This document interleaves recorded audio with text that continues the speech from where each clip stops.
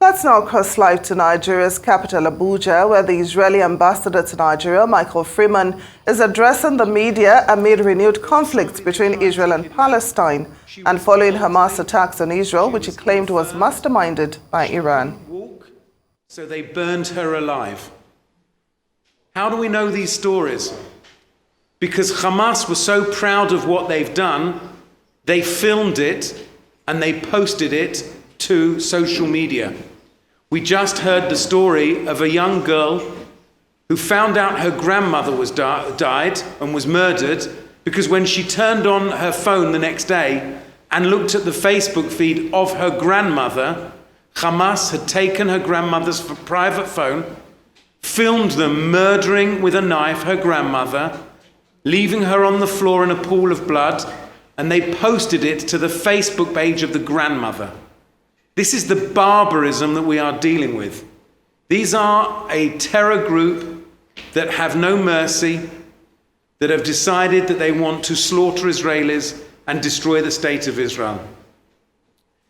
Nearly 1,000 Israelis were murdered in one day. That's the greatest number of Jews who were killed in one day since the Holocaust. But they didn't only kill Israelis, they killed from other countries as well. They killed Arabs, they killed Israeli Arabs, they killed from many different countries. And they kidnapped over 100 Israeli citizens who are now being held in Gaza. And so Israel is going to react. We have declared war on Hamas. And it's important to state at this point that this is not a war between Israel and Palestine. This is not about Israel and Palestine. This is about Israel and Hamas. This is about good and evil. This is about civilization and barbarism. Either you stand with people who are defending themselves, or you stand with those who cut the heads off babies. That's what this is about. It's not about anything else. Okay? We are in Nigeria at the moment, and unfortunately Nigeria has also known terrorism. You know what it's like when terror groups like Boko Haram kidnap young girls. There's never a reason for it except for hate. When terrorists blow up the United Nations building here in Abuja, there's no reason for it except for hate. This is not about religion. This is not about Islam or Judaism or Christianity. This is about evil and good. These Hamas terrorists are not acting in the name, they're using the name of Islam. But there is no Muslim, and I have spoken to many, many Muslims, imams, religious leaders who have expressed their shock and their outrage and their disgust of what we've seen, because they know that this gives a bad name to anybody who is claiming to be doing this in the name of Islam, and they're not. And it should be really, really clear that this is really nothing to do with that.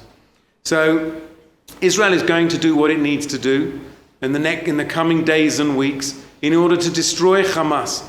Because if you want peace and you want to see an accommodation between Israelis and Palestinians, then Hamas can have no part of that. These are not people who you have peace with. I remind you of two other things, that in 1993 we signed the Oslo Accords, which was meant to be a new age of peace with Israel and the Palestinians. The first people to reject that were Hamas. Hamas were the ones who say there can never be peace, there can never be anything but the destruction of Israel, the death of all Israelis, the death of all Jews. And those people who say, well, maybe this is about occupation. In 2005, Israel left the Gaza Strip. Every single soldier, every single civilian left. Every single one, every single Israeli. So this is not about that. This is not about it at all in any way whatsoever. And we as a people are in shock. We are in mourning. And anybody who tries to justify this, I think that is clear to all of us, that anyone who won't condemn this, anyone who won't come out in a clear voice condemning this, needs to ask where their moral compass is. Because if you can't loudly and clearly condemn the murder of nearly 1,000 civilians, of cutting off the heads of babies, There was a music festival that was taking place in the south there. A music festival. Okay, a great music festival where young people, teenagers were partying. And along came Hamas and gunned them down. Over 260 young partygoers were murdered in the middle of a party. There are reports of these terrorists raping women in front of their boyfriends and then killing them all. This was deliberate massacre on a mass scale, and it's important that you all understand that, and it's important that we understand that this is what we've been dealing with. I'm going to take some questions if people have got questions on this, and then I would like to show you some pictures. Before we go on to the questions, I am going to show, again, I ask you not to show your cameras at this yet. We're about to show you some pictures. These are incredibly disturbing pictures, and I need you to understand, you can look away, but I would encourage you not. These are people who were gunned down in the street. Can you press play? We can provide you with, we will choose which pictures because I don't want them all going out. Okay, some of them have been blurred, but some of them haven't.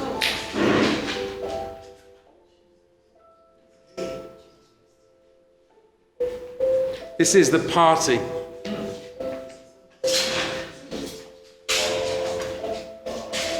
It's a bus stop. Old women, Holocaust survivors waiting at a bus stop. One of the babies. Okay.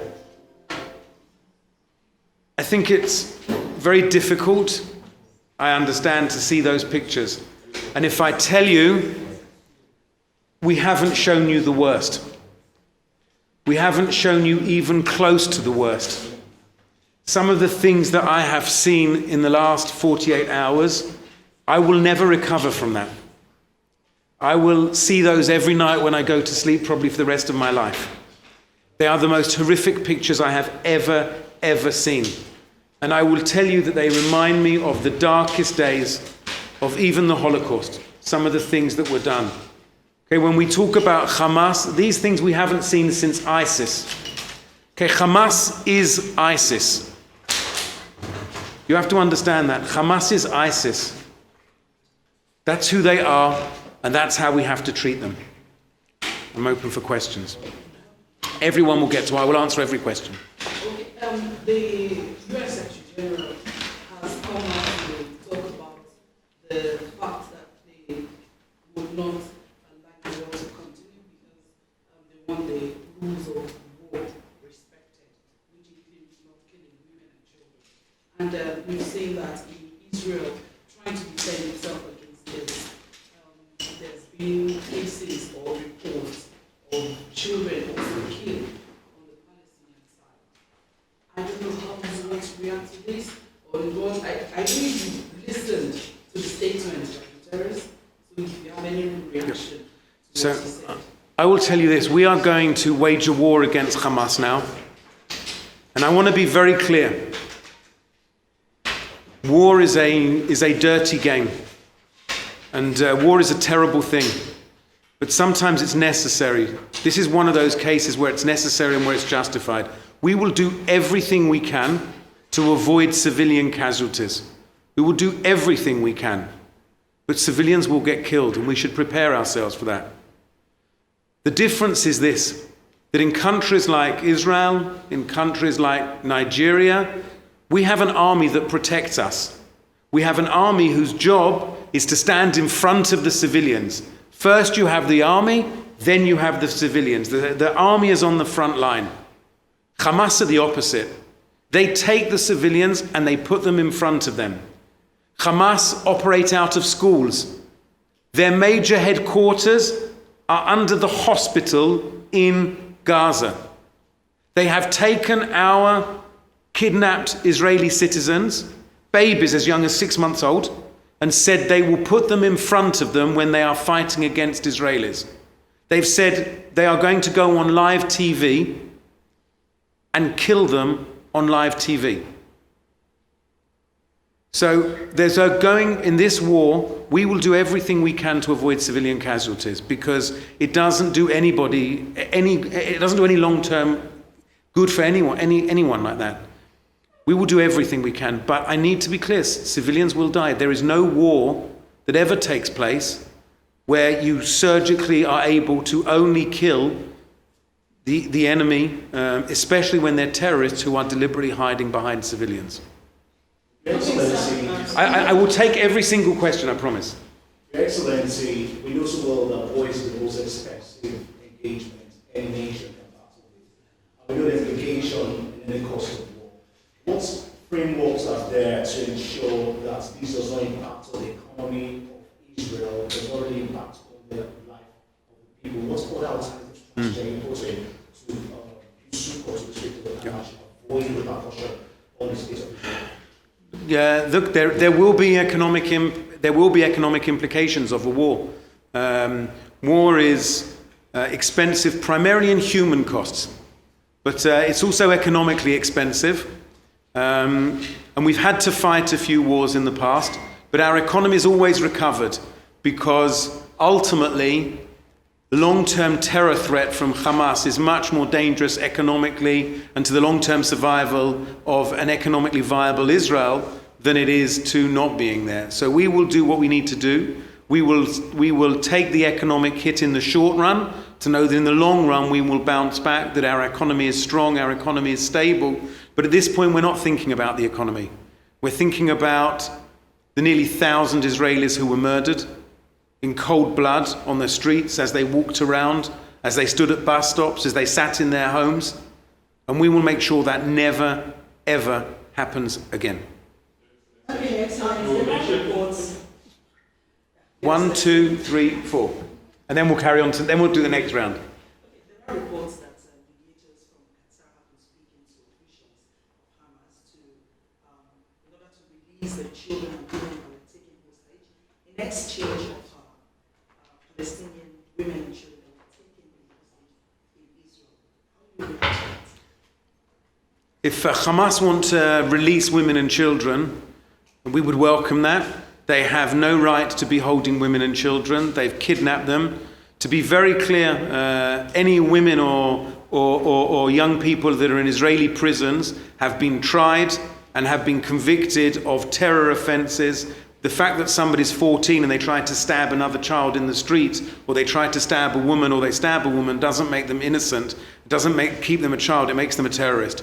I've heard also the reports that you've seen. Anybody who can call on Hamas to release their hostages, and I think that the minimum we should expect is every country in the world should be calling on Hamas to immediate release their kidnapped victims.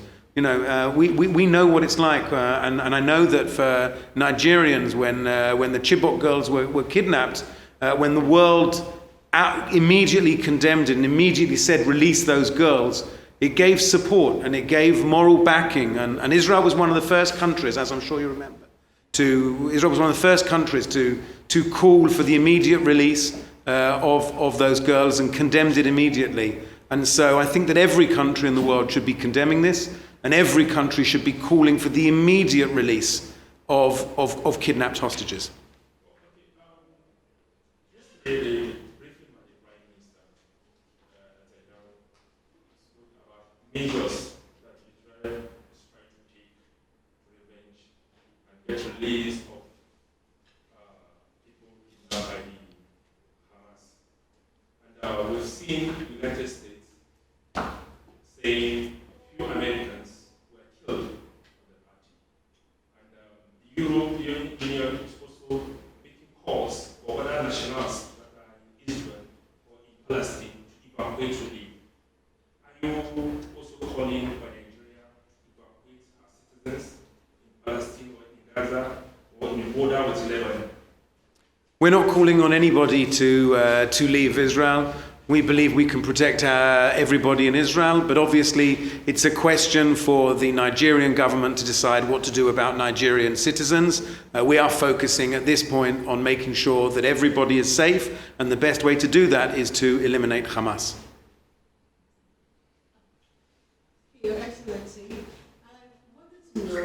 if there is a fresh, disagreement between Israeli and Hamas terror group, why, that may have led to this recent attack.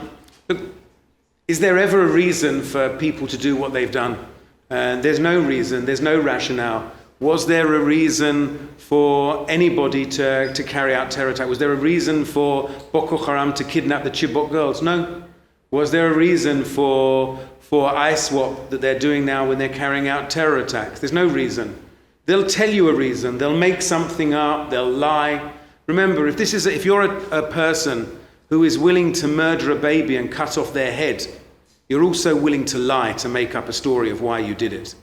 And so there is no reason, there is no justification. Hamas in their charter, and I encourage you even to read their charter. Don't take my word for it. Take their word for it. Hamas in their charter say very openly that they want the death of every single Jew in the world, that they want the end of the state of Israel. And if I can, I'm going to read you a quote. And the reason I'm going to read you this quote is because it's by the leader of Hamas, and he said this in December. He said, and this was Mahmoud al-Zahar, and you can check this in December, he said, the entire 510 million square kilometers of planet Earth will come under a system where there is no justice, no injustice, no oppression, no Zionism, and no treacherous Christianity. Okay, so their aim is not only to destroy Israel, their aim is to spread their hate across the world, to wipe out all the Christians in the world. That's their stated claim. They said it in December. We can send you the link to him saying it. That's not a problem. But just understand who these people are. Is there a reason why they should do that? If tomorrow they started killing Christians, is there a reason? No, it's based on utter hate. Okay, in as much as this sounds very tough and difficult for Israel, and they're looking at all the things that have happened, the killings, especially women and children, but I'm just asking, what if the United Nations wants a peace talk? Will Israel be obliged to that? At this point, we are acting in the way that any country in the world would act. How would you want your government in Nigeria to act if somebody had come across the border and murdered nearly 1,000 of your civilians in cold blood in 24 hours? And again, we're not talking about soldiers. We're talking about civilians. We're talking about babies. We're talking about young children. One of the other videos I chose not to show you is of a family where in front of the family they shoot the eldest daughter and kill her, and then they tease the two young children and the parents that they've shot their daughter and killed her, and they force them to watch it, and they start saying to them, this is what we're going to do. So no one's talking here about, you don't have a truce and you don't have a peace with barbarism. You don't decide, well, okay, we'll let these people, we'll just leave it be for a little bit. No, we're going to take this apart. We're going to take them apart. We're going to destroy Hamas infrastructure.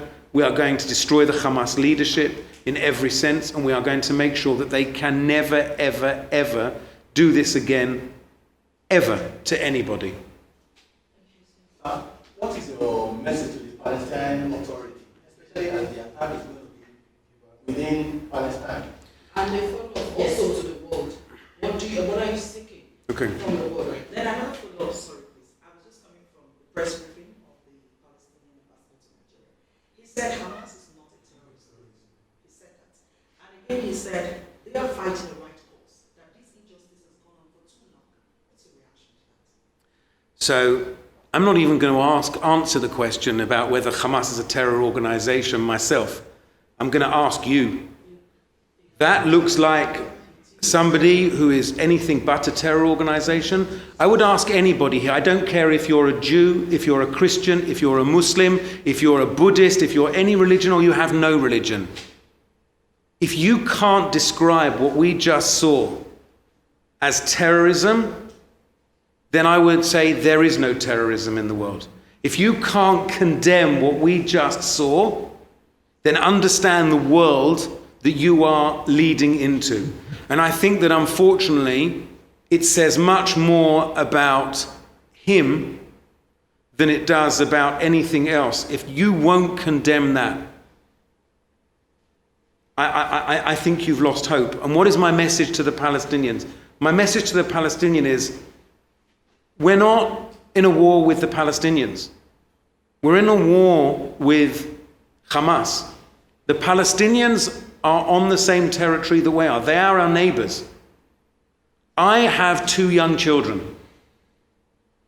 I want a better life for my 2 young children, and I want a better life for my grandchildren. That is only going to happen if I have peace. That is only going to happen if I can have accommodation with my neighbors, if I can make a better life. These people don't want that to happen. They don't want that to happen. So if you really want peace between Israelis and Palestinians, we can't have Hamas in the world. If you really want there to be a better future, that's not a better future. That's not a better future for anybody.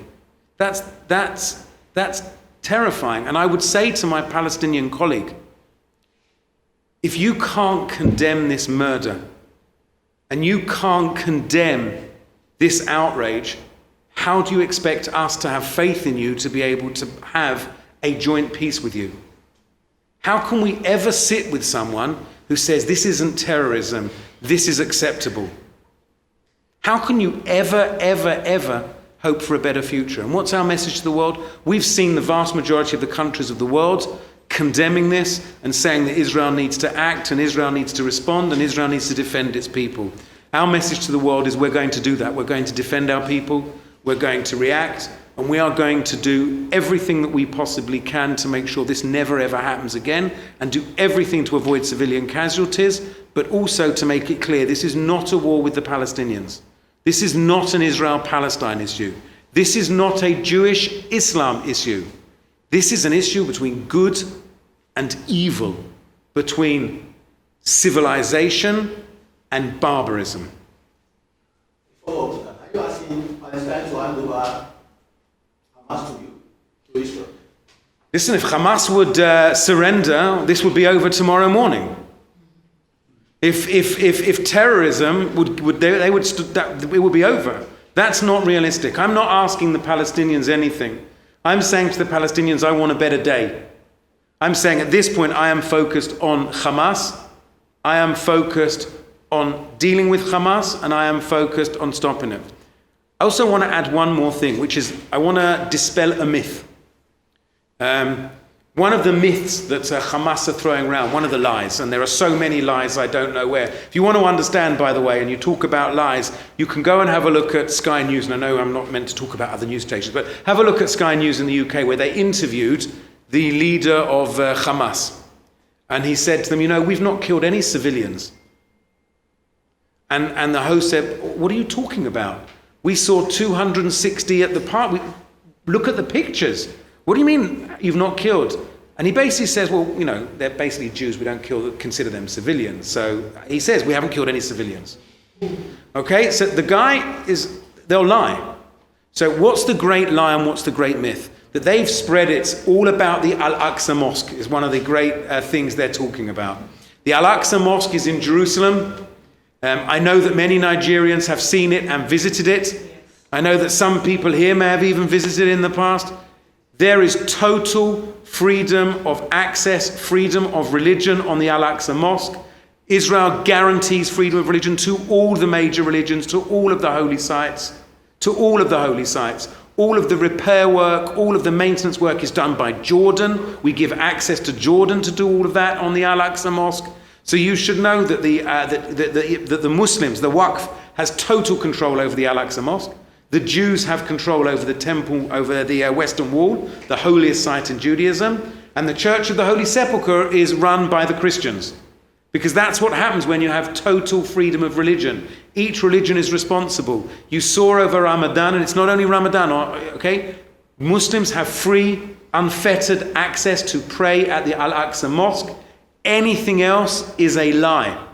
And just because they keep saying it doesn't mean it's true. Just because, and you told me that the Palestinian representative here says they're not terrorists, doesn't make it true. I ask you, listen, just because I've said it, I'm saying to you, be just as critical with me. Take the evidence. Look at it yourselves and make your minds up. Okay, if you think I'm wrong, and actually this isn't terrorism, this is perfectly legitimate, okay. But make your decisions. I want to finally just show you a couple of photos again. The kidnapped. And then we'll have another couple of questions. I just want you to see a couple of the photos. It's important for me to show a couple of, these are perfectly clean photos. But these are some of, see this woman, 85 years old, with dementia. See these two children? See the girl being pulled away? The woman in the back, she doesn't even know where she is. The child being beaten, the people being taken out. Okay, this is a woman and her two young children. Okay, you can stop. Stop. Okay, we've shown it to give you an idea of there's no people being taken. And again, I'll finish on this before I take the last questions. All the evidence of these massacres and of these atrocities is from Hamas themselves. They posted it on their own social media, or in the sickest way on the social media of their victims. They are not ashamed of what they've done. They're genuinely proud of it. Okay, so Israel has been known to be one of the most security conscious countries in the world, and this unfortunate incident has been blamed on security breakdown. And there's also been this insinuation that there could probably be an Israeli insider that allowed this to happen. I know there are still investigations going on in that aspect. I just wanted to know if you have any reaction to what do you think could happen if eventually they realize that there's an Israeli hand in this whole incident? There was no Israeli hand. It's been checked. It's another one of the lies that are spread. There was no Israeli hand in this. It was a massive Israeli intelligence and security failure. Sometimes when the failure is so big, you have to look for other explanations, and that's where this myth has come from. We will investigate what happened. We will ask the difficult questions, but those questions will be for the day after. At this point now, we haven't even been able to identify all of our dead. Today, why did I tell you about the 40 babies? Because only today we managed to get into that small kibbutz of Kfar Aza. Only today we got into it to actually see how many people are in there. Only today we discovered it. We haven't even been able to identify all our dead. Some of the bodies are so badly burnt from what was done to them that we can't do it. They've been so badly mutilated. They've been so badly abused that we haven't yet buried our dead. And so there's still that process. There's still that going on. And under Jewish law, you're meant to bury your dead on the same day. And so there's a trauma as well that's going on. We haven't even been able to identify them. As we said, the number at the moment is over 900. Unfortunately, we expect that to rise still significantly because we're still going through the and finding. So sorry. Okay, so my fear would be that it will be even higher than that. We're still discovering bodies. We're still counting. As I said to you, this will be the most deadly day. It'll be the most deadly day in Jewish history since the Holocaust. And for many people, this reminds us of the Holocaust, of gunmen going door to door, pulling out Jewish children and shooting them dead on the street. We also know that they said in the family there's hardly anyone that didn't lose or don't know someone that lost someone in Israel. On my embassy staff, and I'm not going to point there. On my embassy staff, there is no one who doesn't know someone. That's the size of the country. There's no one that doesn't know someone. There are some reports that the entire family So there are, not reports, there are numerous families, and we have photos just of the family, by the way. We have photos of the last family shot of the mother, father, and 3 young children. We know that's the last photo they took, and all of them have been wiped out. And so what I would suggest is after this, if there are any of the videos or the photos, I know you've got a question, I'll come to it, but if there are any of the photos or the videos that you want, then be in touch with Zanswat, and we will. I'm not going to give you the tough photos. I'm just telling you that now because we'll blur them. We'll only give them to you if you blur identities and blur things, but if you want. But I think sometimes you need them people to understand quite what we're dealing with. And when you're facing people who say, oh, they're not terrorists, sometimes you actually have to let people make their own mind up by seeing. But yes, sir. All right, Your Excellency, it's hard to imagine. We know so well that this is a very global damage, and we know so well that to achieve a global peace, there must be that front for cooperation. What will be your message to your allies in a way to promoting the global peace and ending this devastation? My message to all of our friends, to all friends of Israel and to all friends of good, of all friends of civilization, is we're about to have a war in order to make sure this never happens again to Israel. That war is going to be difficult. And at this point, we have the world's sympathy, the world's understanding. I don't know if people saw U2, Bono, when his concert in Las Vegas the day before, sang their famous song Pride. He changed the lyrics to the word Pride to sing in memory of the 260 teenagers that were murdered at the music festival. We've seen the Eiffel Tower. We've seen all the major buildings in the UK, in the US, in Germany, in Romania, in Kosovo. I can go through the list. Lit up in Ukraine, lit up in blue and white, in solidarity with Israel in this terrible time. And over the coming days, as we start to go on the offensive, I would ask you to remember why we're doing this, what the basis is, because there will be some difficult days ahead for everybody, and for the Palestinians in Gaza, as we get and we tackle and we track down Hamas. It will be difficult. So I say, please remember that at the end of this, we're doing this for a better future for Israelis, but a better future for Palestinians, and a better future for the world, because I think everybody in here can agree that if we never have to see pictures like that again, that's only a good thing for the world. Is